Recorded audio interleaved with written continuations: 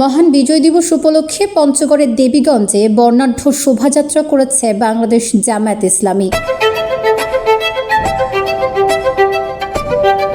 মঙ্গলবার সকাল 11:30টায় দেবীগঞ্জ উপজেলা জামায়াত ইসলামীর আয়োজনে সহস্রাধিক নেতাকর্মীর অংশগ্রহণে শোভাযাত্রাটি বিজয় চত্বর থেকে শুরু হয়ে পৌরসভার গুরুত্বপূর্ণ সড়ক প্রদক্ষিণ করে পুনরায় বিজয় চত্বরে এসে শেষ হয়।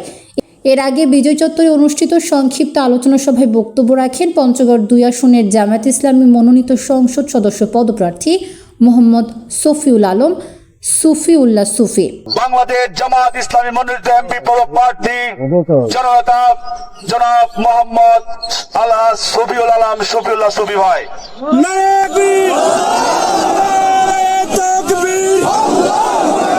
বাংলাদেশ জামায়াত ইসলামী, বাংলাদেশ জামায়াত ইসলামী, আজকের বিজয় দিবস, আজকের বিজয় দিবস।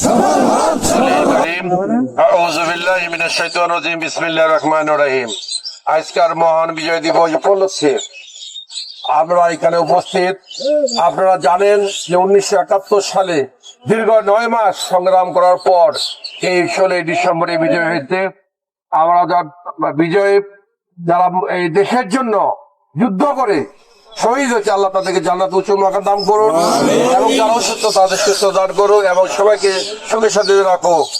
তারপরে আবার জুলাই বিপ্লব থেকে যারা জুলাই যোদ্ধা যারা শহীদ হয়েছে তাদেরকেও আল্লাহ জান্নাতে উচ্চ মাকাম দান করুন এবং তাদেরকে সুস্থ দান করুক। আপনারা জানেন এ দেশ স্বাধীন হয়েছে বৈষম্য বিরোধী অন্যায় জুলুম নির্যাতনের কারণে, কিন্তু দুর্ভাগ্য হলো সত্য, আবার যে উদ্দেশ্যে দেশ স্বাধীন হয়েছে সেই উদ্দেশ্যে কিন্তু জনগণ আমরা তা পাই নাকি পাইছি।